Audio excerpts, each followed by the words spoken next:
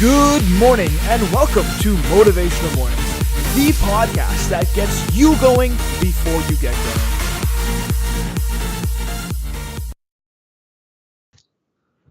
Good morning and welcome to Motivational Mornings. I'm here again with my co-host Ryan. Today we'll be discussing the book The Miracle Morning by Hal Elrod. Just to give you guys a little bit of a backstory about this book, Hal Elrod was just a normal guy who was just having a tough time at life and failing at a lot of things before he decided to completely change his life. And he did this by trying to figure out what he could do in the morning that could set him on the right trajectory to have a fantastic day further and further on. And once Hal developed his miracle morning, as he calls it, everything kind of followed. Those days compounded and compounded to the point where he became a completely different person years from when he developed it. The first point is actually a quote that I want to make, and it's your level of success will rarely exceed your level of personal development, because success is something you attract by the person you become. So I think that's an important point because you really need to think of yourself as a person who's continuously growing. And by that person continuously growing, you can't measure yourself by who you are today. You have to measure yourself by who you are becoming, by what you are doing. I think that's such an amazing quote because it emphasizes the importance that people should think about success as a daily thing, as a habitual thing. I think a lot of the times when we look at ourselves that we try to judge on where we are now and how we're not successful, or maybe that we're a student or we're just a young professional, we're not necessarily thinking about where we're going by what we're doing daily. But in reality, if you take care of the small things and you have the proper habits in place and you're up a little bit earlier and you get stuff done earlier and you should make all your due dates earlier for maybe work and school, and you have good habits and you're exercising and you're eating and you compound those daily over weeks and months and years, then the success is kind of inevitable. So I really like the point that that quote makes because it emphasizes that fact that if you make good habits and you compound those over time, like we've talked about in previous episodes, then success is just something that will happen. It's not about if or how, it'll be like when. A second point that kind of emphasizes that first point I mentioned was in the book later on, Hal mentions always remember that who you are becoming is far more important than what you're doing, which initially seems kind of counterintuitive to what I just previously said. But when you think about it a little bit more, it kind of just brings up old stories that I've heard in the past about people who've been stuck in the rut and then have gotten, a chance and have made the most of it. Someone like maybe Jack Ma with Alibaba. If you'd asked him when he was applying for KFC interviews and he failed, then you would have been like, okay, what you're currently doing is obviously failing. Then why is it important that we listen to you? Why is it important that you're a person who should have authority or maybe make a company? But now he has one of the biggest companies in the world with Alibaba. But he in his mind knew who he wanted to become. And that was far more important to him than what he was currently doing. So I think it's important sometimes to think, even if you're in the rut and doing something that you're really not enjoying, are you taking the steps to become someone in the future? And do you have, more importantly, that vision of who you want to become? Because if you do, then what you're currently doing is just a stepping stone to who you want to become in the future. I want to keep going on this theme of quotes in the book. There's just so many good ones. So the quote I want to talk about, it really stood out to me, and it went like this. If you want your life to be different, you have to be willing to do something different first. In other words, if there's an area in your life that you want to be different, well, what are you going to change first to make it different? For example, maybe you want to get into better shape. Well, what are you going to change? The obvious thing would be to go to the gym, go for a run, or do any other type of physical activity. But in order to do that, you'll probably have to change part of your lifestyle in order to make time for exercise. And that's where the change comes in. What are you going to change first to make your life different? The Miracle Morning suggests a great way to make the change is to wake up earlier. I think that makes sense.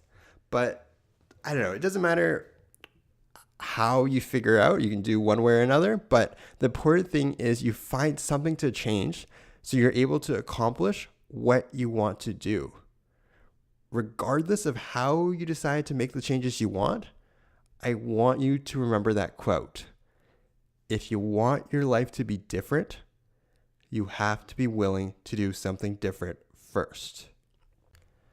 Another theme in Hal Elrod's book is the impact of isolating incidents. Isolating incidents means that we believe the choices we make only impact the one specific situation. Let me give you an example.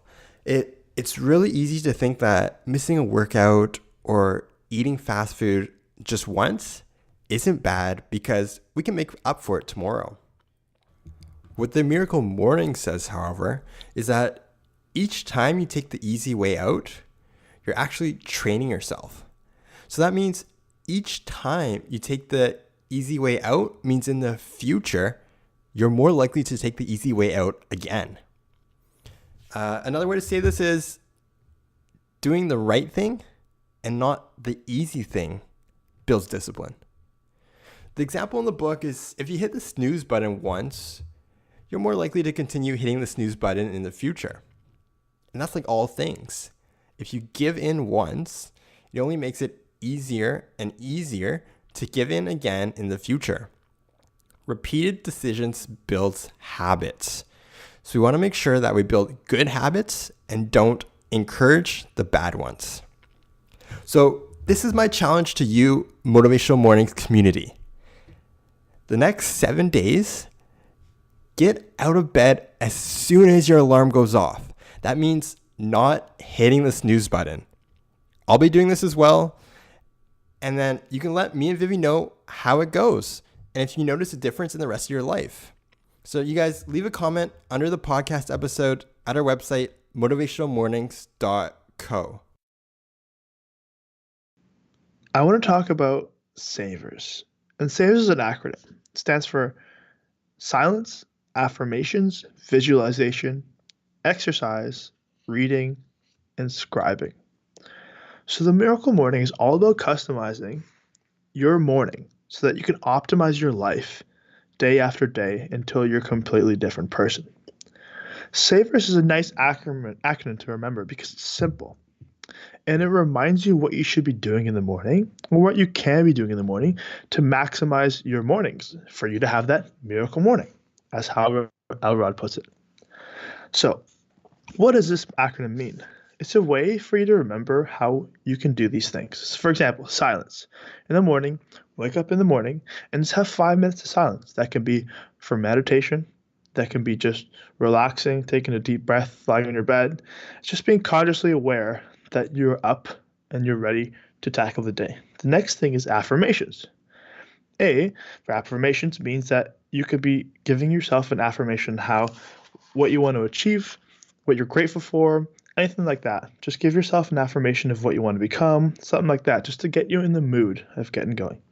The next one, V for visualization, is visualizing where you want to go.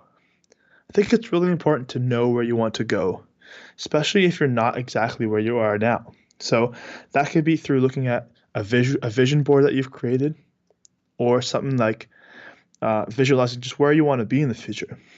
The E in SAVERS is for exercise. This is a crucial part in my morning, and I tend to do this almost every morning. And it really gets me going because it gets you in the position to get your blood pumping. You feel good. You feel like you've already exercised for the day. Then you go on to the rest of your day, and then it's kind of already a win from there. The R in SAVERS is for reading. Every morning, try to read a little bit, even if just a page or two in the beginning, and progress that if you want to 10 minutes, 20 minutes. And the last letter in SAVERS is S for scribing. This could be journaling for 5 minutes, writing down your thoughts, your emotions, your feelings, what you have to get done today, etc. So, just a little confession for my part. When I first read this book, I did this entire SAVERS routine for I think about over I think over a year, to be honest. And it really did change the way I lived and the way I, had my like routine down and everything. And I think I will in the future try to adapt more of it because over the past year or so, a year and a bit with school and everything, and just I've kind of fallen off some of them. For example, I haven't been doing as much meditation or journaling in the past 6 months that I hope to. And so I'd like to get back to this whole routine. And you might think, oh my God, this is going to take me forever. It's going to be doing this for, 3 hours before I get going. When in reality, this savers routine could be easily done in 60 minutes. So if you wake up an hour earlier, you could easily work out, exercise for 20 minutes, read for like 10 minutes, journal for like 5 minutes, visualize for 5 minutes, do some affirmation for 5 minutes, and have some silence for 5 minutes. In total, that's not more than 45, 50 minutes. That's plenty of time. Yet you can get all this stuff done. And so when you get all these things done, and then you move on to your next task for the day, you feel like you've accomplished so much already. And so it just only sets a good precedence for moving forward. And lastly, the quote I want to end Hal Elrod's book, The Miracle Morning, with is this one.